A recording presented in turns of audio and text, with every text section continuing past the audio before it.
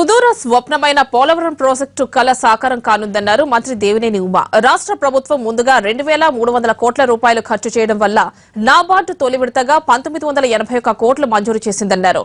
ఇది పోలవరం ప్రాజెక్టు చరిత్రలో మైలురాయి అంటున్న సంగతి మంత్రి దేవినేని ఉమాతో మా ప్రతినిధి Prasad face to face. Telugu ప్రజల జీవనాడి అదేవిధంగా సుదూర స్వప్నమైనటువంటి పోలవరం ప్రాజెక్టు త్వరితగతిన వేగవంతంగా పూర్తి కావనేందుకు ఈరోజు మరొక అద్భుతమైనటువంటి సంఘటన జరగనుంది. కేంద్ర ప్రభుత్వం చేస్తున్నటువంటి ఆర్థిక సాయంలో ఈరోజు తొలి విడతగా 1981 కోట్ల రూపాయలు ఆంధ్రప్రదేశ్ ముఖ్యమంత్రికి అందజేయనున్నారు. ఈ సందర్భంగా రాష్ట్ర అధికారులతో పాటు కేంద్ర జలవనరుల శాఖ అధికారులు కూడా ఈ సమావేశంలో పాల్గొన్నారు.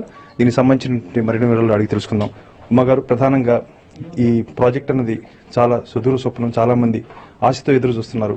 ఒక ప్రాథమికంగా ఒక ప్రధానమైనటువంటి ఘట్టానికి ఈరోజు తెరతీనుంది కేంద్ర ప్రభుత్వం. ఈ సందర్భంలో మీ మందిలో మెదులుతున్నటువంటి భావాలు ఎలా ఉన్నాయి? చాలా ఆనందంగా ఉంది. తెలుగు ప్రజలందరూ కూడా ఆనందపడుతూ ఉన్నారు.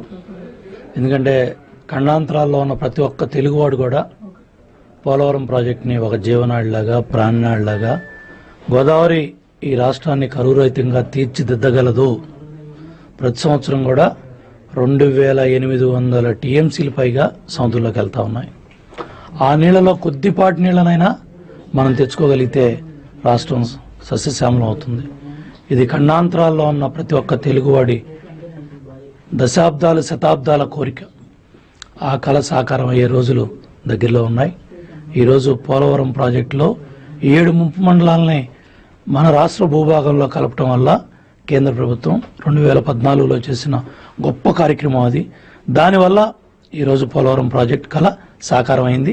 దానికి అనుగుణంగా నిధులు కేటాయించేటప్పుడు మనం రాష్ట్ర ప్రభుత్వం పన్నులు వేగవంతం చేయాలని 2,300 కోట్లు అడ్వాన్స్గా ఖర్చు పెట్టాం.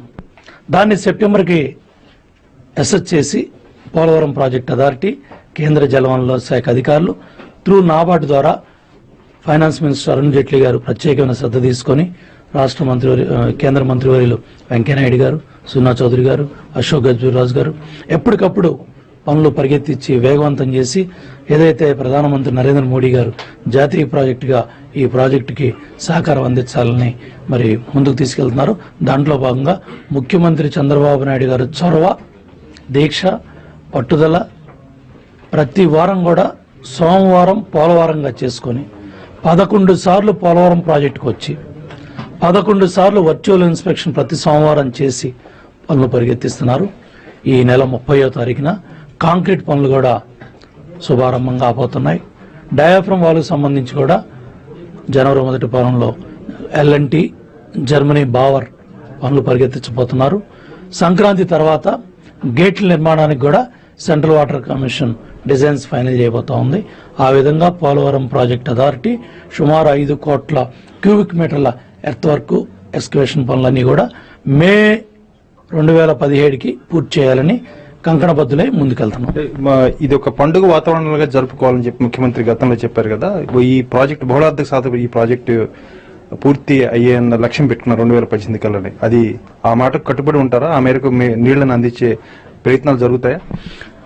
ఆ మేరకు పట్టుదలగా ముఖ్యమంత్రి గారు ఎప్పటికప్పుడు బ్యాక్లాగ్ వర్క్లన్నీ కూడా స్పీడప్ చేయించి ఏజెన్సీస్ మొత్తాన్ని ట్రాన్స్ట్రాయ్ కానీ, త్రివేణి కంపెనీ కానీ, L&T బావర్ కానీ, ఏదైతే కాంక్రీట్లో పుజ్మాస్టర్, పెంటా కంపెనీస్ కానీ వీళ్ళందరినీ కూడా ప్రతి వారం రివ్యూకి ఆల్ టాప్ అఫీషియల్స్ అంతా కూడా వస్తూ ఉన్నారు.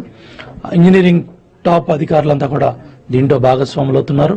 ప్లస్ సెంట్రల్ వాటర్ కమిషన్ నుంచి ప్లస్ ఎవరైతే ఎక్స్పర్టైజ్ ఉన్నారో కన్నయ్య నాయుడు గేట్స్ నిర్మాణంలో వీళ్ళందరినీ కూడా భాగస్వాములు చేసి 2018 పోలవరం ప్రాజెక్ట్ నీళ్లు నిలబెట్టాలా. గ్రావిటీ ద్వారా Polavaram right canal, left canal ద్వారా నీళ్లు ఎలబోయే కార్యక్రమం రాష్ట్ర ప్రజలు చూడబోతున్నారు.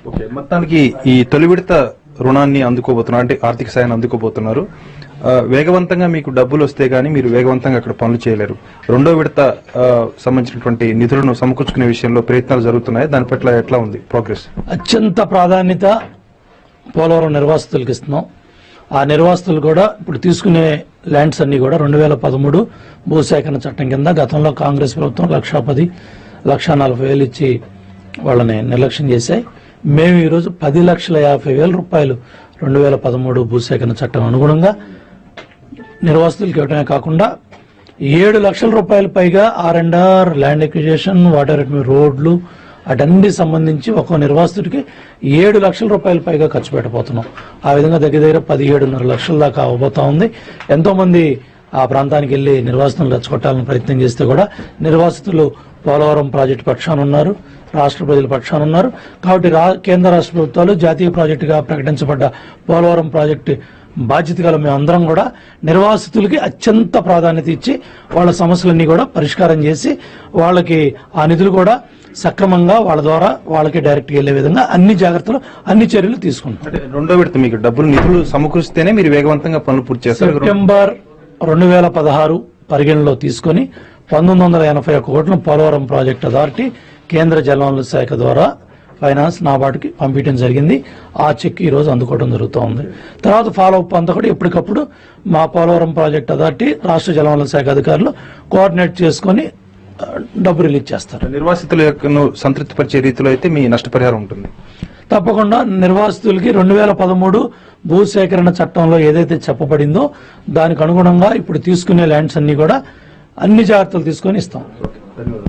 మొత్తానికి పోలవరం ప్రాజెక్టును వేగవంతంగా పూర్తి చేసేందుకు రాష్ట్ర ప్రభుత్వం, కేంద్ర ప్రభుత్వం సంయుక్తంగా పనిచేస్తుందని, నిధులను సమకూర్చుకునే విషయంలో కూడా వేగవంతంగా రాష్ట్ర ప్రభుత్వం ఎప్పటికప్పుడు ప్రతిపాదనలు పంపిస్తుందని, నిర్వాసితులకు ఎలాంటి నష్టం లేకుండా కూడా అన్ని రకాలుగా నష్టపరిహారం అందజేస్తామని చెప్పి దేవినేని ఉమ చెప్తున్నారు. అదేవిధంగా 2018 కల్లా పోలవరం ప్రాజెక్టు ద్వారా నీరును అందించే ప్రక్రియ ఖచ్చితంగా పూర్తవుతుందన్న ఆత్మవిశ్వాసాన్ని వ్యక్తం చేస్తున్నారు. ప్రసాద్, NTV.